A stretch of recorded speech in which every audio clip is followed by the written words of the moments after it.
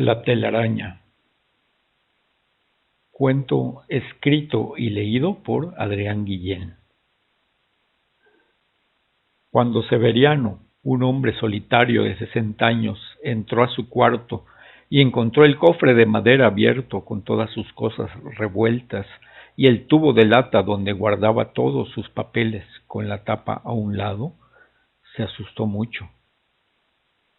Desde que tenía uso de razón, ese cofre había estado ahí, en el mismo lugar donde ahora estaba, en una de las esquinas más alejadas de la puerta.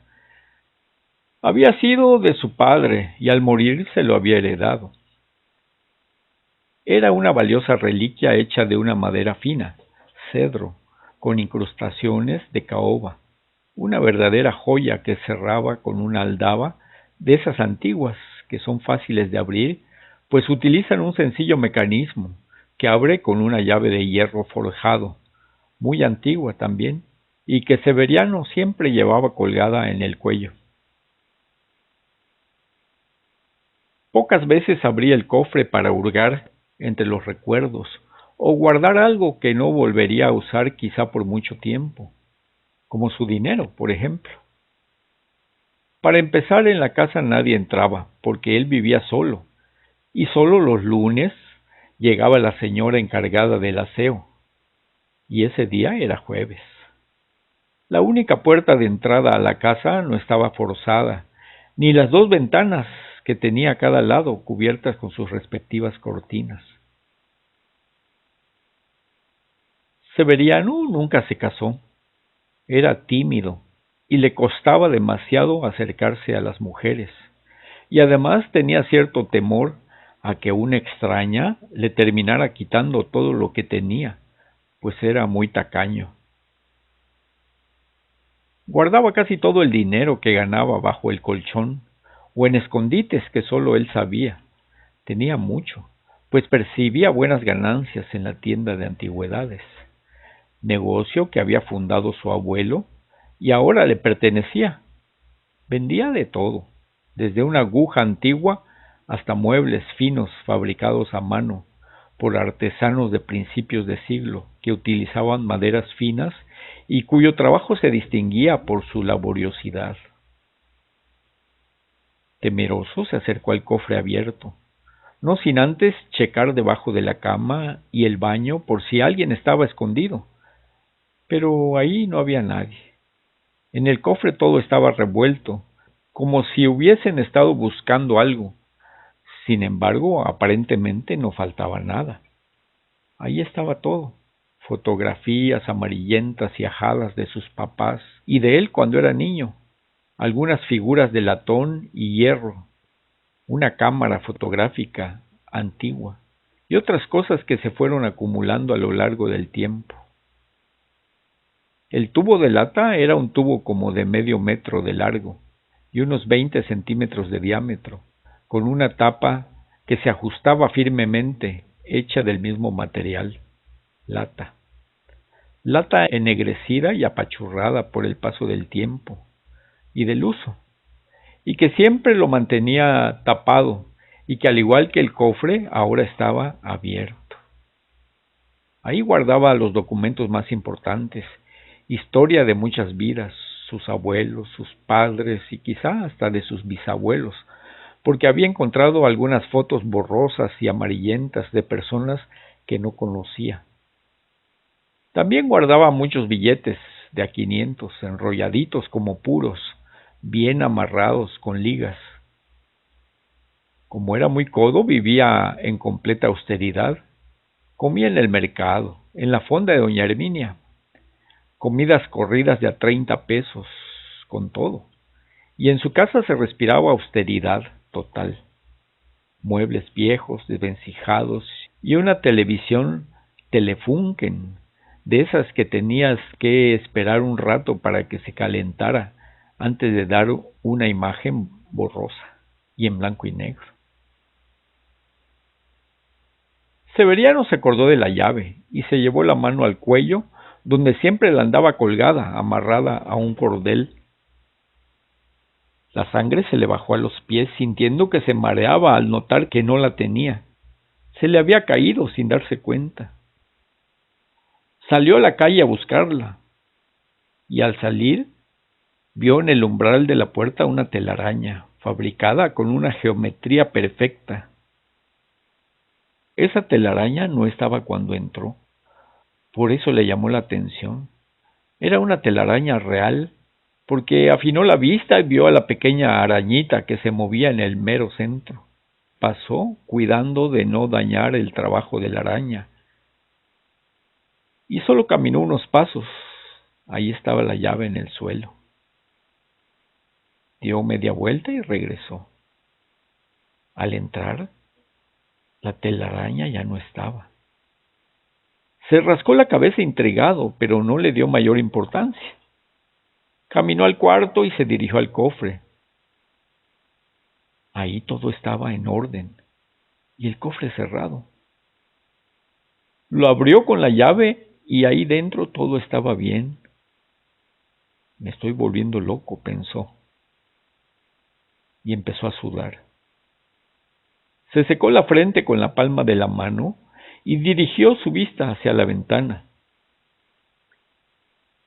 Y lo que vio ahí lo puso nervioso, pues era la telaraña, perfectamente fabricada.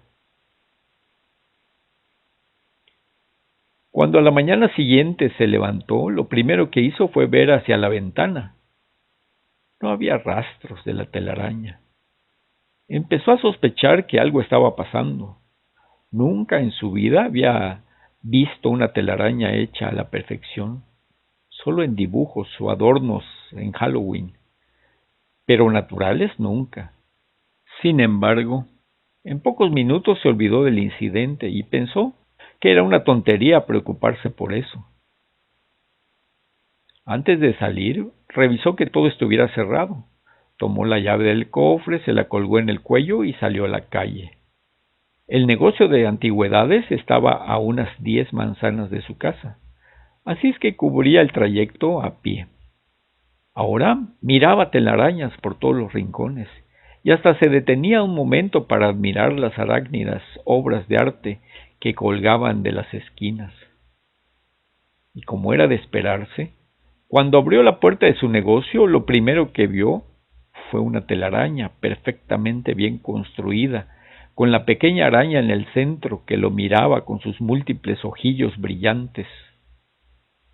Entró con cuidado para no tocarla, y al pasar por debajo sintió un piquete en la nuca. No supo cómo llegó hasta el camastro que tenía en la parte posterior de la tienda, detrás de un cancel, porque cuando despertó estaba ahí. Todo estaba en silencio y sumido en la oscuridad. Severiano abrió los ojos y se asustó porque no se había dado cuenta de nada. Se paró trabajosamente, pues le dolía todo su cuerpo, como si le hubiesen dado una paliza. Y fue en ese momento que se dio cuenta que las puertas de la tienda estaban abiertas de par en par. Y eso lo asustó aún más, porque se acordó de los objetos de mucho valor que guardaba en la caja fuerte que disimulaba detrás de un cuadro, de un paisaje donde se veía una parvada de patos volando debajo de las nubes. El cuadro estaba tirado en el suelo y la caja fuerte abierta. Severiano casi se desmaya al ver que estaba vacía. ¿Qué me está pasando?, pensó Severiano, apretándose la cabeza con sus dos manos, petrificado por lo que estaba viendo. A un lado y en la esquina entre el techo y las dos paredes se movía una telarañota al ritmo de una leve brisa que soplaba y entraba por la ventana. Presa del pánico, salió corriendo hacia la calle. Un frenazo de un automóvil lo puso en alerta y retrocedió unos pasos, sintiendo cómo el camión le pasaba zumbando y por poco lo arrollaba. Se detuvo sudoroso y jadeando y trató de serenarse. No sabía qué hacer ni a dónde ir. Caminó sin rumbo y unos minutos después llegó hasta la iglesia de San Benito. Se detuvo en la entrada y después, sin pensarlo dos veces, entró. Ahí estaba oscuro y frío. El silencio reinante solo se interrumpía de vez en cuando por una tos flemosa que se escuchaba como a 4 filas de donde él estaba. Ahí vio a una anciana hincada a los pies de un Cristo crucificado, rezando fervorosamente y en voz baja, agradeciendo a Dios todo lo que le había dado. Él no era creyente, pero la imitó y trató de hablarle al Dios de la anciana, que Severiano no conocía. Nunca acudía a la iglesia, mucho menos se ponía a orar.